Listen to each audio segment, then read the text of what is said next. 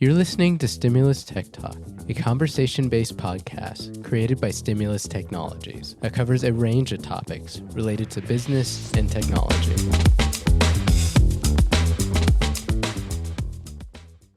Hello, this is Sherry Lipp, Marketing Manager at Stimulus Technologies, and welcome to Stimulus Tech Talk. Today I am going to be talking with our CEO, Nathan Whittacre, and we are going to be talking about his book, The CEO's Digital Survival Guide, a Practical Handbook for the Future.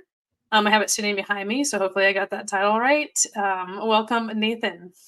Well, thanks, Sherry. It's good to be on the other side of the interview today. Yeah. So why don't we start out with talking about we've mentioned it many times on the podcast, but now that it's out, why don't we go into a little more detail about what it's about? So the book is to help business owners, CEOs, executives understand how to use technology inside their companies better. And it encompasses a lot of different areas from starting a company and systems you should implement from a startup standpoint to a growing business, to a small to mid-sized business. And we also talk about cybersecurity a lot in there. We talk about regulations and compliance. And the whole idea about the book is to give you enough information as a business owner, CEO, executive, to be able to have or set plans inside your company, and also have conversations with the professionals in the industry about these topics. Because I've found over the years that a lot of business owners get really nervous around IT guys because we use acronyms and we talk about things that are confusing at times. And the purpose behind the book is to give you and arm you with enough information to make intelligent decisions around technology inside your business. And that's the goal of the book. And so the book is for like any business owner. It's not for technical people. It's actually really more for non-technical people. Yeah, I hope that I distilled down the information well enough using some stories and giving definitions of terms and things in there that a non-technical person can read and understand the book. What made you decide to write a book, and how long ago did you start the process? Because I've always wanted to write a book. It's been kind of a bucket list goal that I've had for a long time. Different ideas around the book, came up over the years. But really, there was two main impetuses for starting the book. The first one was, and it's the design of the book. The first one was I was preparing to go backpacking, and I'd never done a long backpacking trip before. I'd done some backpacking as a Boy Scout when I was young, but as an adult, I'd never done a long backpacking trip. And I had this goal for my 40th birthday to hike what's called the John Muir Trail. It's about 210-mile trail in backcountry in the Sierra Nevada mountains. And I knew nothing about this. I didn't know what gear to buy. I didn't know, how to do the permitting. I didn't know any of the information. And so I relied on several guide books that I had purchased, also some internet forums. I went to seek some expert advice from some local backpacking stores. And I just realized that, there's a wealth of information to get me from not knowing anything to be prepared to have a successful hike, which ended up being very successful. And I attribute that to, the help of all these people that were around me that guided me through the process, whether it was an author of a book, all the way to, people that I met along the way. And so, I realized in that instance that a lot of our customers at Stimulus Technologies were in the same boat. They might be, buying a new line of business application, or might have a growing business, or might wanting to do hybrid workforce, whatever it may be. And they don't know who or how to deal with that as a business owner. They know what they want to do, but they don't know from a technology perspective how to implement it. And so the concept behind the book is to be a guide, a trail guide, to if you want to do a hybrid workforce, you can go open up that chapter, read about what you need to do, and be able to make plans inside your business. And then the second part of it is in 2018, at a conference I think you and I both went to. This was back in Nashville. Adam Whitty, who's the publisher at Forbes Books, spoke about how to build authority in your business and authority in your industry through a book. And I really took a lot of things away from him on what the process is, several ways to do it, and how to be successful in writing and producing a book. And so that gave me a bunch of ideas. I started, after that conference, I started coming up with book titles and topics and chapter headings.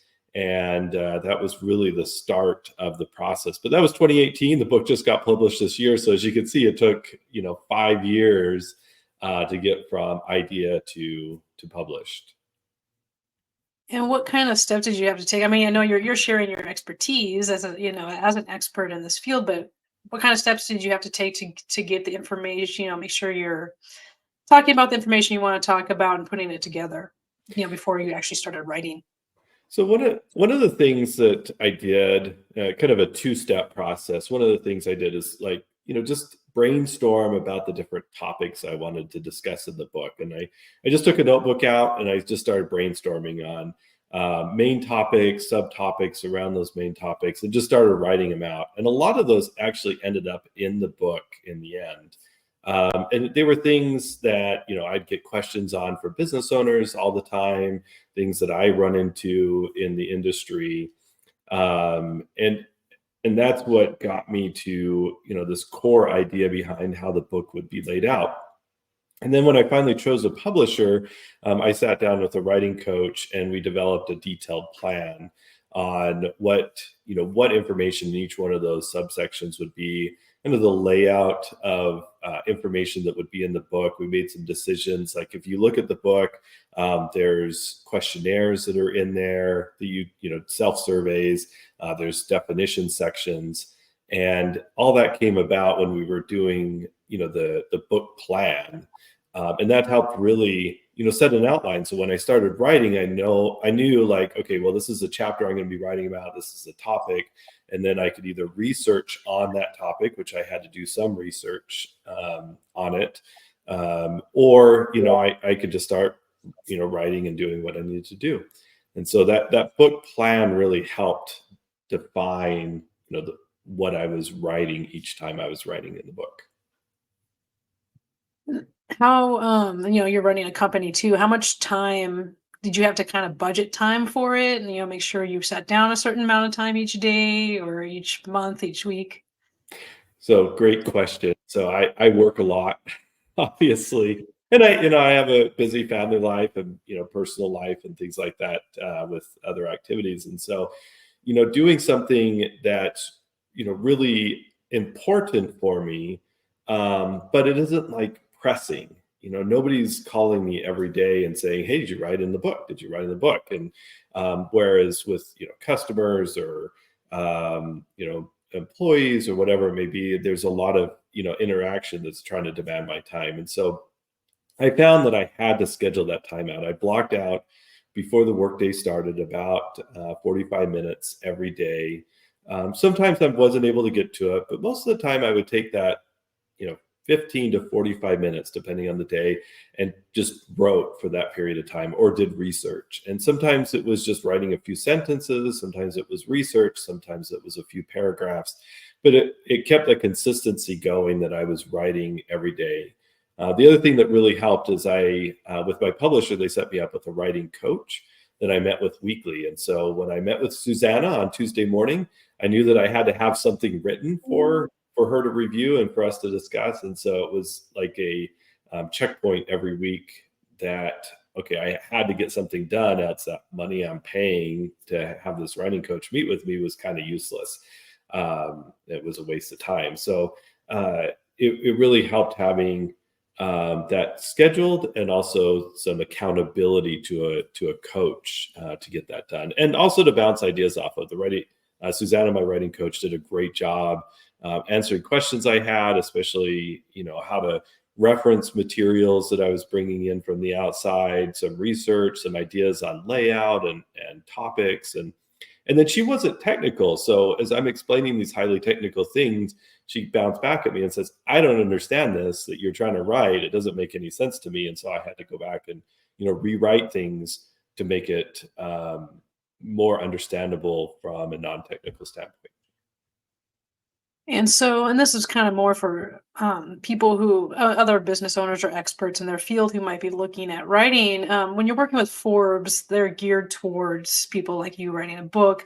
And that's different than, somebody writing a bunch of query letters to a bunch of different publishers trying to get them to buy. So can you explain a little bit about like how that works for somebody like you? So I think there's three ways to publish a book in the industry now. So the first way is like what you just mentioned is you have a manuscript or an idea for a book and you send it to a bunch of publishers and somebody might buy your idea or might buy your manuscript and then publish it. That's really hard to do because there's over 1 million books a year published, and it's really hard to find a publisher that's willing to take an idea today. And then the second side, kind of the opposite end of the spectrum of that is self-publishing. And with companies like Amazon, they make self-publishing really easy. You can write your manuscript, work with your independent editors, and then it's, print to order.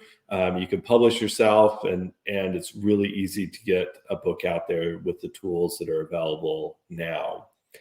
I knew myself, and I knew that I needed to work with a team. My first thought is I could hire, an editor or writing coach through something like Upwork to help me with the process. And I decided not to go with that. I decided to go with this kind of middle of the road publisher.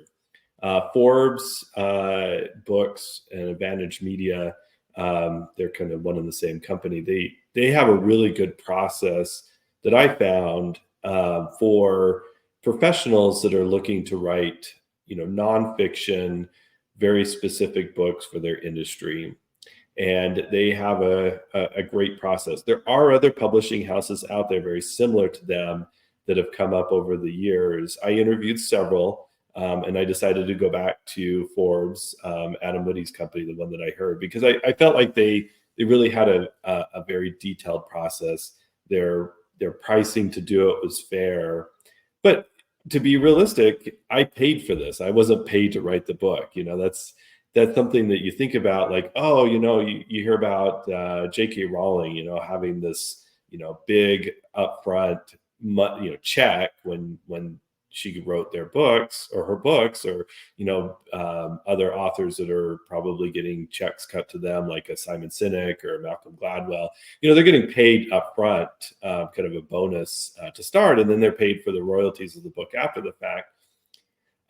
With writing a book like mine, and probably most people that are listening to this, it's going to cost you as a business owner or executive or professional to write the book. You're going to pay for it up front. And the goal isn't really to make money on the book or the book sales. It's to really, benefit your business and benefit what you're doing inside your business, and allow you to, put yourself up there as an expert in the field. And one of the things I heard over and over again about a book versus, other marketing is if you hand somebody a pamphlet or you hand somebody a book, what's going to set you aside better as a business owner or salesperson?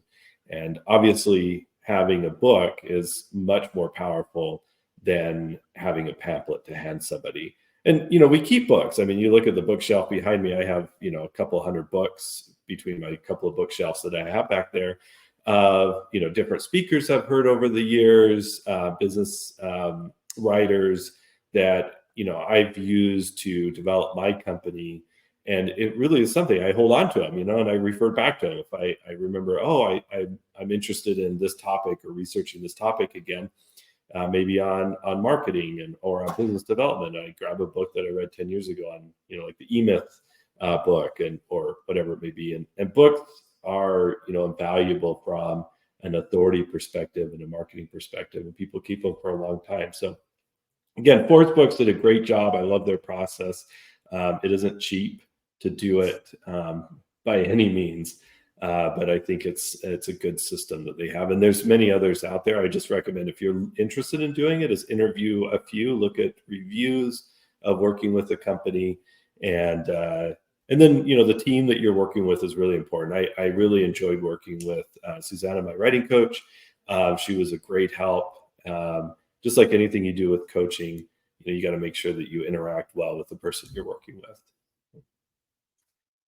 And we did have Adam on a previous podcast, so anybody interested should probably go check that one out too, because there's a lot of information about getting started. For you, what did kind of, as you were doing this, what went differently in the end than you kind of anticipated at the beginning? So, I mean, the first thing is the time frame on doing it. I remember my meeting with them December of 2021 when I signed the agreement with them, or November, December timeframe. And they're like, "Well, how long do you think it'll take you?" And I said, "Oh, I could get this written. I have the outline. I'll be done with the initial manuscript in February, like 2 months." I got done with the manuscript a little bit over a year later. So, it was about 6 times as long as what I originally thought it would be.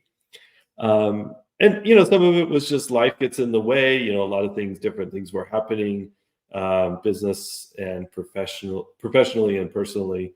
But, also, just really refining the topics. I did a lot of research, from different authors, getting some different ideas, coming up with the stories that are in the book and making sure that those related.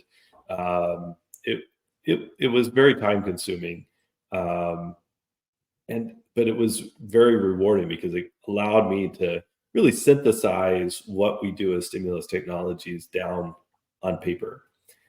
So, I mean, the biggest thing was the time. I can't. It took a lot longer than I thought it would. And so you didn't, you incorporated your personal, your hiking journey as, and metaphorically into the book. How did you choose what, kind of how to incorporate those? And did you ever find it difficult to write about your personal experience? So it was definitely sometimes interesting to relate hiking or triathlon or flying airplanes, whatever it may be, to technical work. They're very different. The other thing that I tried to do is, relate stories that I've experienced in the industry over the years into the book too. And so, coming up with those ideas for the stories and how they relate was difficult. I brainstormed both with the book planner and the writing coach often about that. And, we discussed, a set of different stories. Some of them made sense, some of them didn't. And so, we jettisoned a bunch of the ideas for those because they just didn't relate and I couldn't get them to relate. So it was a difficult process to that. And then the other thing that the coach, as I was going through this, is, she recommended often is like, okay, this topic is complicated. You need to tell a story in your industry about this to make it relevant, something that happened to a business owner or something that happened to an employee or whatever it may be. And so part of the book was remembering over 30 years that I've been in the industry, remembering different experiences that occurred over the time that related to the topic that I was writing about. And that was actually fun because it was reminiscent on things that, happened when we started the company, 28 years ago, or customers that, we've had for a long time, and talking to them, making sure that the stories were okay to include. And so that was actually a fun process, but also difficult to relate those things. And what advice do you have? I mean, obviously, as a business owner and marketing a company, you write a lot of content, but I don't know if you consider yourself a writer or if that's kind of just increased. I know it's increased a lot since I've been with Stimulus. As you're creating more content, what advice do you have for somebody who doesn't consider themselves to be a writer, but they want to get their expertise out there? From my standpoint, I do enjoy writing. I enjoy, creating content, and um, it's just a time thing that's difficult for me to do it. I credit my junior year English teacher, Sarah Lastly, and I gave her a credit in the book for it. I went into her class and thought I knew how to write stuff. And I just remember my first essay that I turned in came back with, it was an AP class. And I think I got a 1 out of 7 on it. And it burst my pride and my bubble pretty hard. But, over that time I learned, structure and how to write much better. And that helped a lot, going back that far in my mind on actually how to write. A lot of business owners don't like to write, and there are options to do ghostwriting. And Forbes proposed it. They had the option for it, and basically the way ghostwriting would have worked, which I didn't do, but it's definitely an option. And a lot of authors do. Probably the majority of authors use some type of ghostwriting. And it's an interview process. So whether it's weekly or just an extended interview, the ghostwriter would sit down and ask you a bunch of questions about the topic, and you would just talk and have a conversation. And then from that conversation, they would take information that you gave them and your ideas and concepts and put those down on paper. And then you'd review what they wrote, make sure it fits, and then you continue on with the process. So if you're considering writing a book and writing is scary to you, creating the content is scary, think about working with a ghostwriter. There's great professionals that do it. My writing coach also does ghostwriting. There's Forbes and a bunch of these publishers have ghostwriters on staff that really work, different industries.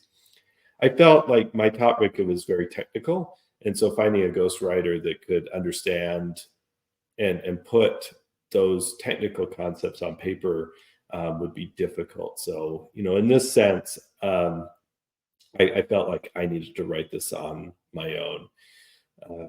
What I wouldn't suggest doing, and if you go back, as you mentioned, Sherry, we had Adam on as a podcast. We talked about AI and ChatGPT and these AI systems. And there's this temptation, I think, now to say, well, I can write a book pretty quick if I use ChatGPT. And I just need to put some concepts in. And I know some people that have done that. I worry, one, about the copyright infringement potential in the future. And Adam and I talk about that. Number two, then it's not really your words. It's going to just spit out a language that is very structured. It's what it is, from what it's learned over the years. But it's not going to include your stories. It's not going to include your history or knowledge. It's just going to be, a textbook. And that's not interesting. I mean, I might be the only person in the world that actually enjoys reading textbooks. But most people don't. And so if you're just generating a book to, based off of AI and just to get some information out there and put your name on it, I don't think it's a good idea. And if you talk to, publishers, they would highly recommend not doing that too, because it's not an interesting book.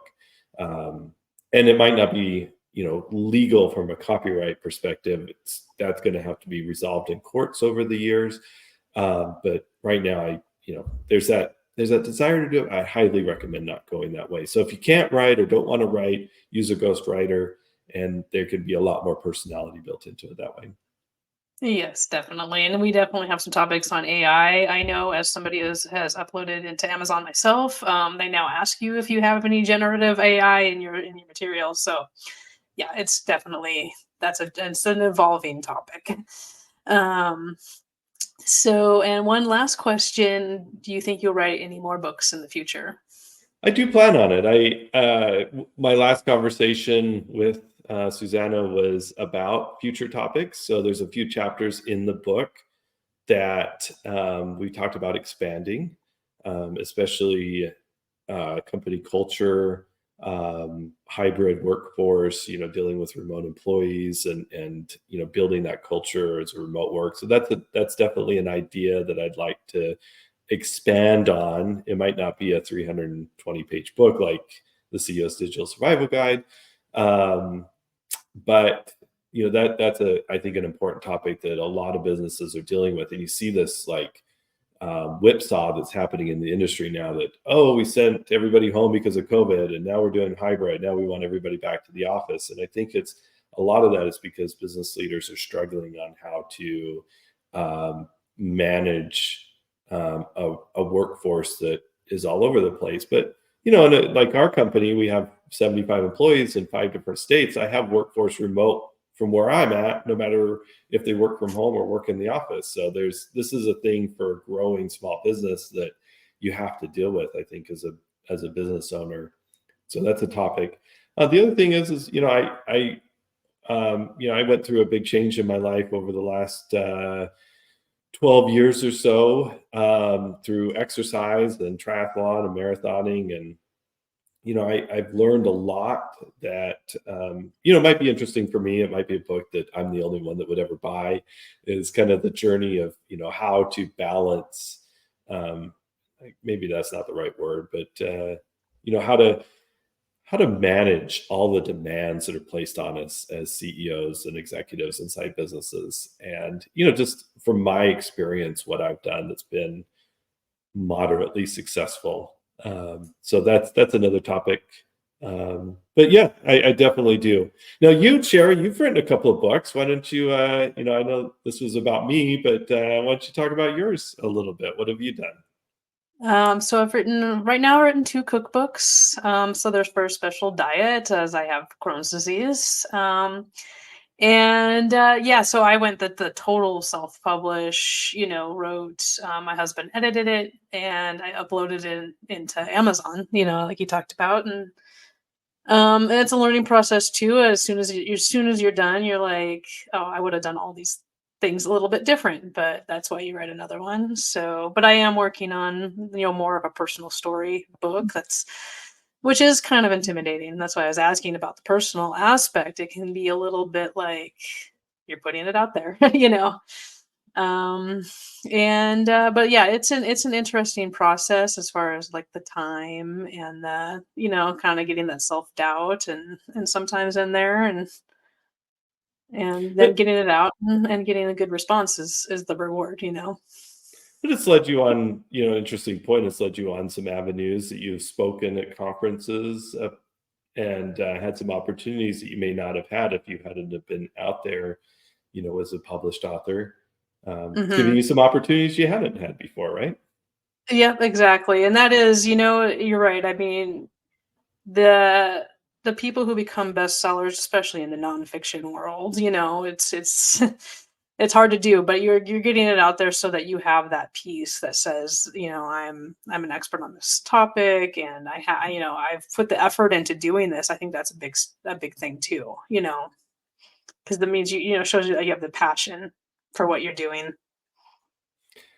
Like a lot of different things, the time that you invest in it, elevates you above people that have thought about it and just don't want to put the time in or aren't able to put the time in. I mean, it's somewhat like getting a college degree, it just takes a long time to do it, but it shows the dedication. So Mhm. proud to have Sherry as an author inside the company too. It's definitely a lot of work. So congratulations on your books. Oh, thank you. Yes, and yeah, definitely. I enjoy your personal stories. I haven't finished the book yet, but I think that just gives it that extra something. So I enjoy the hiking and the and the stories you tell in there. So Thank I you. think from that perspective, I think it makes a very readable book. For people who are they want to relate. I think people like to relate, so that really helps.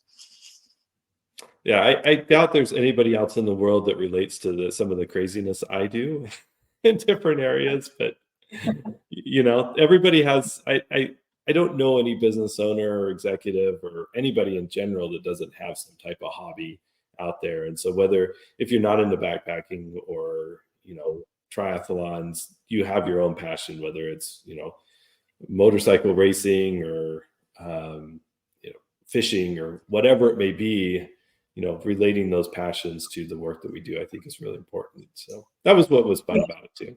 Yeah. Yeah. All right. Well, thank you, Nathan, and thank you, everybody, for listening. Well, thanks everybody. Thanks, Sherry, for the questions.